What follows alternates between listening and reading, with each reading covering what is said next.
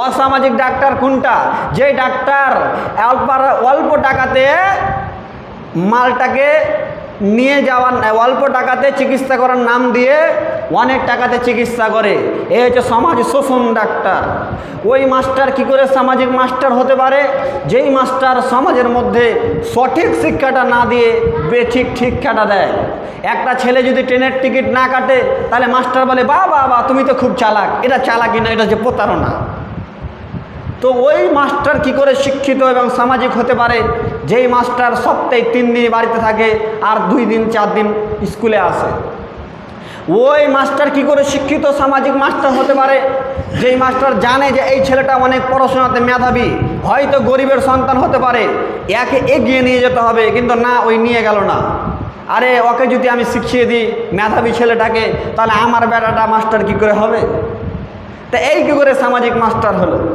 সামাজিক মাস্টারের কর্তব্য ছিল যে নিজের ছেলেকে যেমনভাবে শিক্ষিত করে বড় করেছে, তেমনভাবে একটা গরিবের ছেলেকেও বড় করা। সম্মানিত সূচি, এইভাবে যদি আমরা বলি তাহলে অনেক সময় চলে যাবে।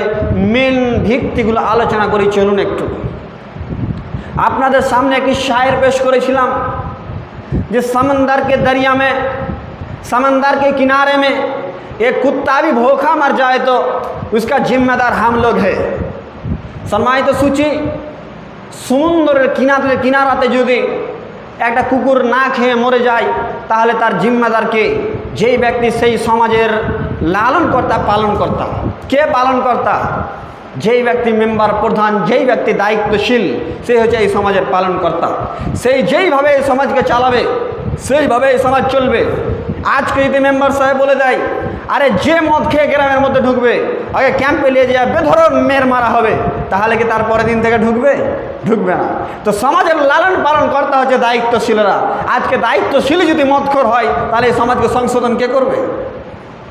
বিচারক সাহেব যদি বিচারে একটা বিল পাস করে যে এই 5 জন তো আমরা বিচারক আছি গ্রামের মধ্যে, আমরাকে মানুষ পুচ্ছে, চলে এমন একটা বিল পাস কর যার বিয়েতে ডিজে বাজবে, তার বিয়েতে মৌলী সাহেব বিয়ে পড়াবে না, আর তার বিয়েতে কোনো গ্রামের মানুষ উপস্থিত হবে না, তাহলে এই সমাজ শুধরে যাবে। কিন্তু বিচারক সাহেব 2 ঘন্টা খুরমা খাওয়ার লেগে, 2 ঘন্টা আপনার এই বাতাসা খাওয়ার লেগে, আর 1 খান নুঙ্গি আর 200 টাকার লেগে আপনার এগুলো সবকে হালাল করে দিলে। সর্দার সাহেব যদি তার গোত্রের মধ্যে, তার দলের মধ্যে যদি একটা সামাজিক নিয়ম চালন করে যে যে বিবাহতে পণ প্রথা নিবে তার বিবাহতে ডেকচি ধোয়া হবে না, যেই বিবাহতে ডিজে গান বাজনা বাজবে তার বিবাহতে গ্রামের মানুষ উপস্থিত হবে না, সর্দার উপস্থিত হবে না, ইমাম সাহেব উপস্থিত হবে না, কেউ উপস্থিত হবে না, এরকম নিয়ম যদি সর্দার আজকে তৈরি করে, কালকে থেকে ইনশাআল্লাহ ওয়াল্লাহি আল্লাহর কসম, ওয়াল্লাহি আল্লাহর কসম, সমাজে বাস্তবায়ন হবে। আসল সূত্রটা, সমাজে আপনার হকটা বাস্তবায়ন হবে। সমাজের মানুষ খুব শান্তশিষ্টভাবে সামাজিক জীবনযাপন করবে।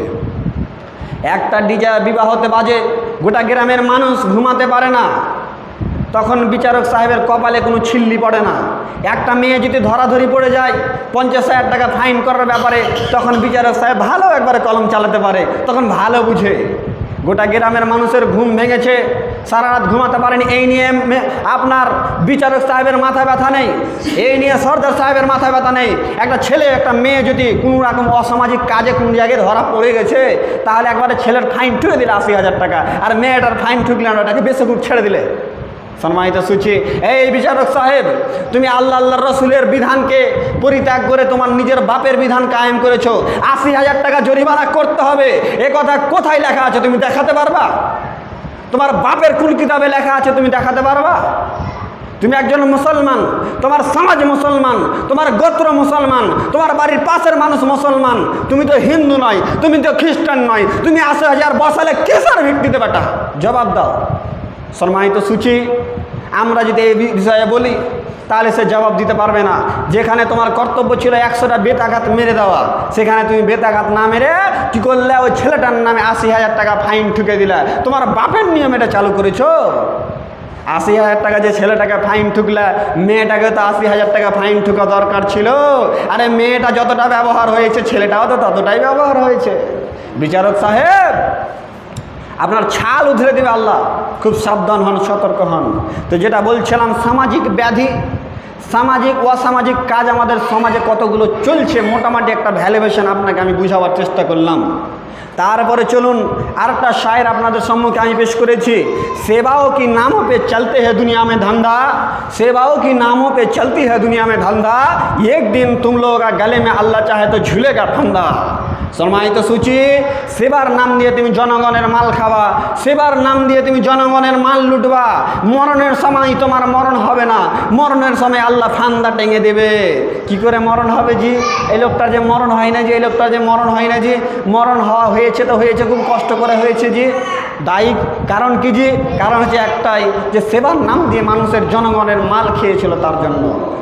সম্মানিত সূচি, আল্লাহ তাবারক ওয়া তাআলা একটি কোরআনের আয়াতের মধ্যে বলছেন, ওয়া ইতিমুনা তুআমা আলা হুব্বিহি মিসকিনান ওয়া ইয়াতীমান ওয়া আসীরা, অর্থাৎ তাদের চাহিদা থাকার সত্ত্বেও আল্লাহর সন্তুষ্টির জন্য যারা এতিম এবং এতিম বান্দা, এতিম মিসকিন বান্দাদেরকে খাদ্য প্রদান করে, আহার দেয়, তারা উত্তম ব্যক্তি।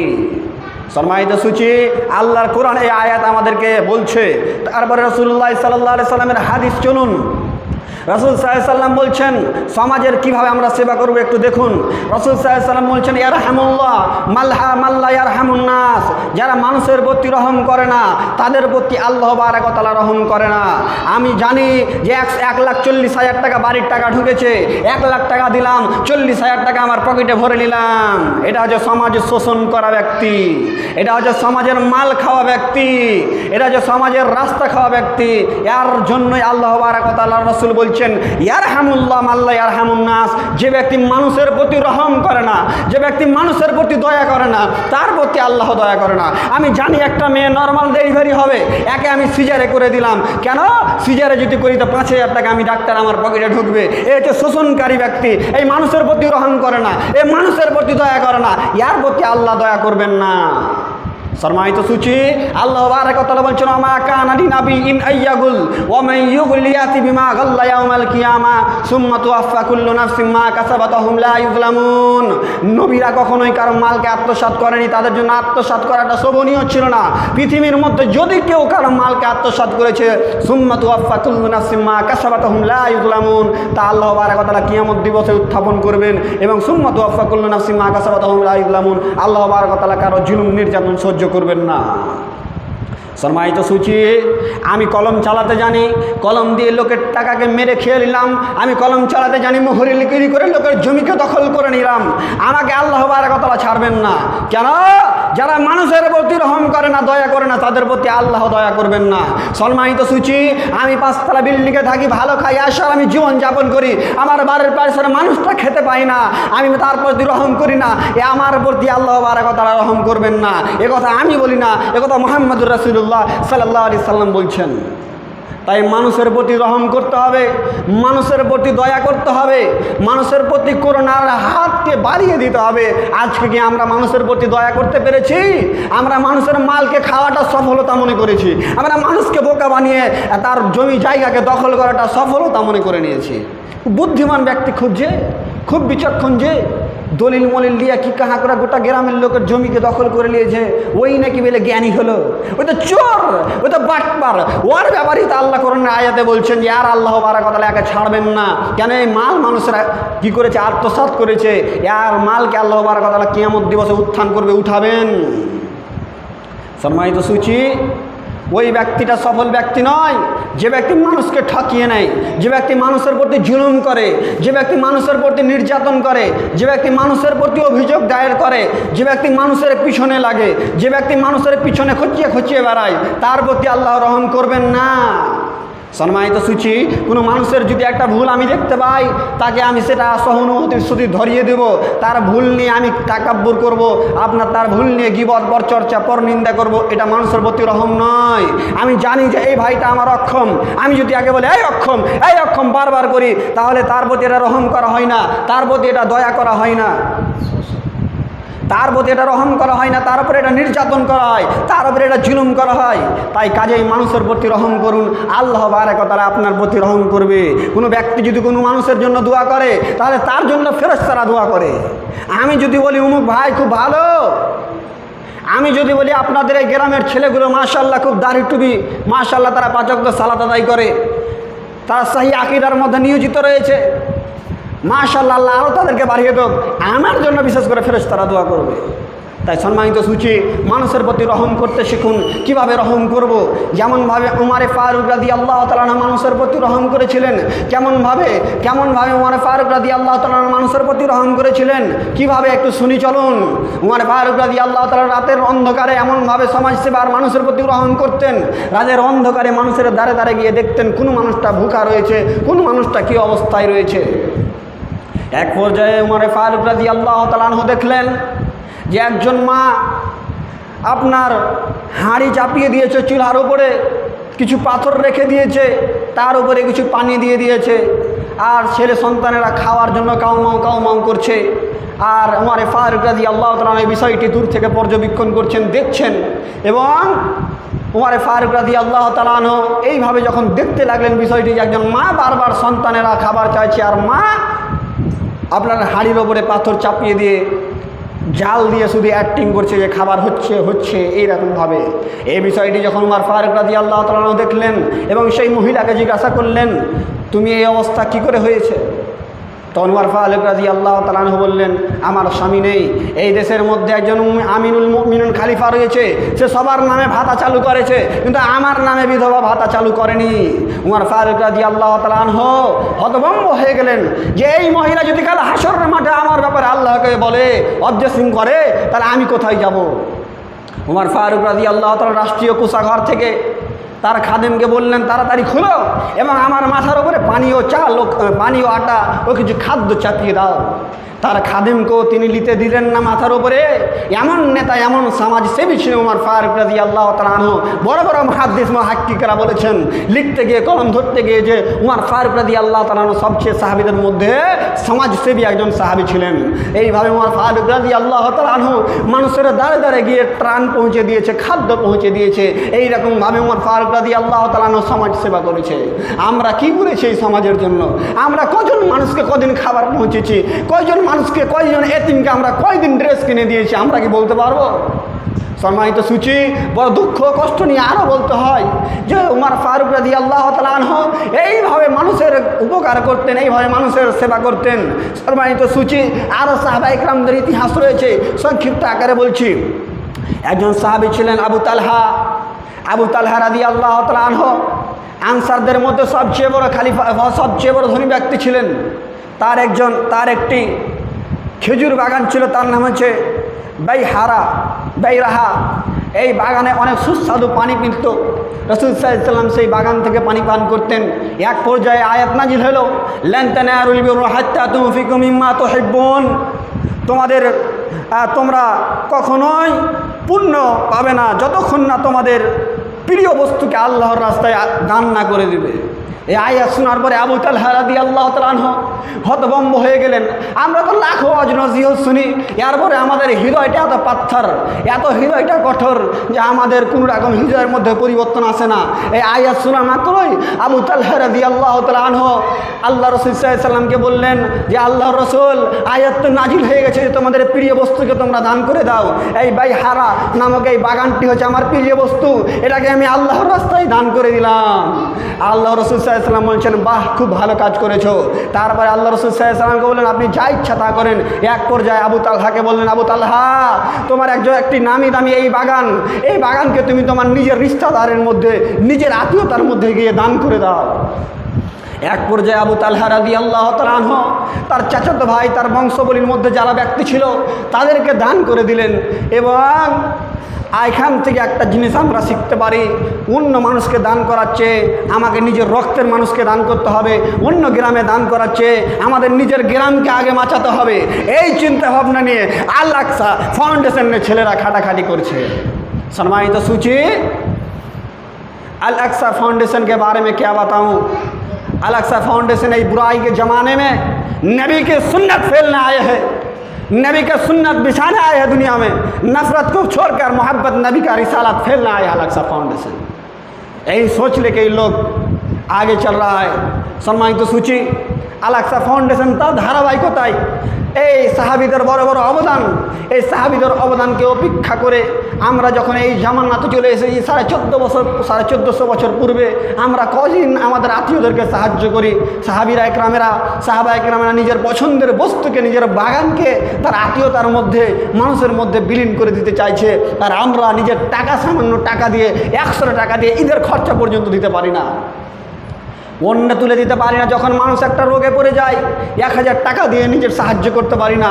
আর আবু তালহা রাদিয়াল্লাহু তাআলা আনহু কেমন ইমানদার ছিলেন, কেমন তার ইমান ছিল যে নিজের সবচেয়ে ভালো বাগানটা আল্লাহর রাস্তায় দান করে দিলেন। আবার করলেন তো কাদের? নিজের আত্মীয়দেরকে। তাই নিজের আত্মীয়দেরকে দান করার আগে গুরুত্ব রয়েছে এবং পাড়া প্রতিবেশীকে দান করার আগে গুরুত্ব রয়েছে।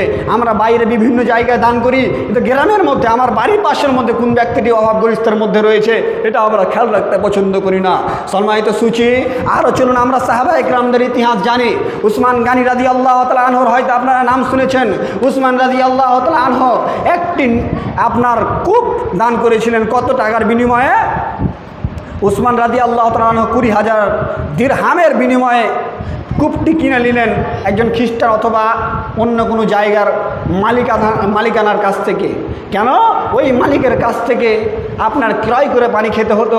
এক পর্যায়ে উসমান রাদিয়াল্লাহু তাআলা আনহু আপনার কি করলেন? 20,000 দিরহামের বিনিময়ে সে কূপটি কিনে নিলেন এবং বিনামূল্যে আল্লাহর রাস্তায় ওয়াকফ করে দিলেন, দান করে দিলেন। মানুষরা ফিরে ফিরে সেখান থেকে পানি পার করলেন। এইভাবে সাহাবা একরামগণ আল্লাহর রাস্তায় সমাজ সেবা করেছে, মানুষের উন্নয়নের জন্য খেটেছে। এইভাবে যদি আপনাকে আমি বলি তাহলে বহু জায়গায় বহু ইতিহাস রয়েছে। সাহাবা একরামদের ইতিহাস আপনাকে আমি শুনিয়ে শেষ করতে পারবো না। তার জন্য আমাদের যেটা কর্তব্য হবে, আমাদের যেটা করণীয় হবে, আমাদের যেটা আপনার কর্তব্য, সেটা হচ্ছে একটাই কর্তব্য যে আমাদেরকে সমাজের উন্নয়ন করতে হবে। আমাদেরকে সমাজের উন্নয়ন করতে হবে। কিভাবে সমাজের উন্নয়ন করব? একটা মানুষ 1000 টাকার জন্য রোগ বিরোগ দেখাতে পারে না, তাকে 1000 টাকা দিয়ে সাহায্য করা, এটাই হচ্ছে সমাজের উন্নয়ন। সম্মানিত সূচি, আমরা বাড়ি ঘরে নিজের টাকা পয়সার উন্নয়ন করেছি, এটাই উন্নয়ন নয়। সম্মানিত সূচি, একটা মেয়ের বিবাহ হয় না, যুবক অবস্থায় বসে আছে টাকার জন্য, একে টাকা দিয়ে সাহায্য করাটা হচ্ছে সমাজ সেবা। সম্মানিত সূচি, আমরা ভেবেছি শুধু রাস্তা করাটাই সমাজ সেবা। সম্মানিত সূচি, আর কি দিয়ে বুঝালে আপনাকে বুঝাতে পারবো? একটা মানুষ বাড়িঘর পুড়ে গিয়ে নিঃস্ব হয়ে পড়ে আছে, তাকে একটা বাড়িঘর যেমন তেমন করে দেওয়াটাই হচ্ছে সমাজ সেবা। সাহাবা একরামগণ এটা করেছে। সম্মানিত সূচি, সাহাবা একরামগণ এই ধরনের বহু কাজ, বহু ওয়াকফ, বহু জায়গা, বহু জমিন আল্লাহর রাস্তায় সমাজসেবামূলক কাজ করে গেছেন। সম্মানিত সূচি, আপনাকে আর কত ইতিহাস শোনালে আপনি বুঝতে পারবেন যে সমাজ সেবা করাটা আমাদের জন্য অপরিহার্য। আর এই সমাজ সেবাই করছে আল-আকসা ফাউন্ডেশনের ছেলেরা। তার জন্য আপনাদের কর্তব্য হবে এদের সঙ্গ দেওয়া।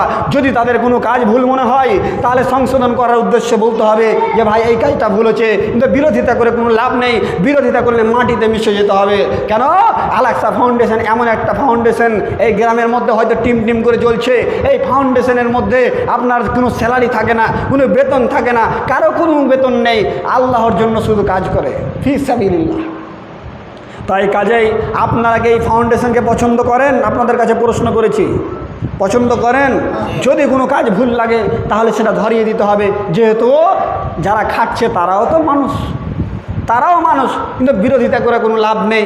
বলবেন যে আল-আকসা ফাউন্ডেশনে সব রকম মানুষ রয়েছে, জি, সমাজ সেবার কাজে সব রকম মানুষ লাগে।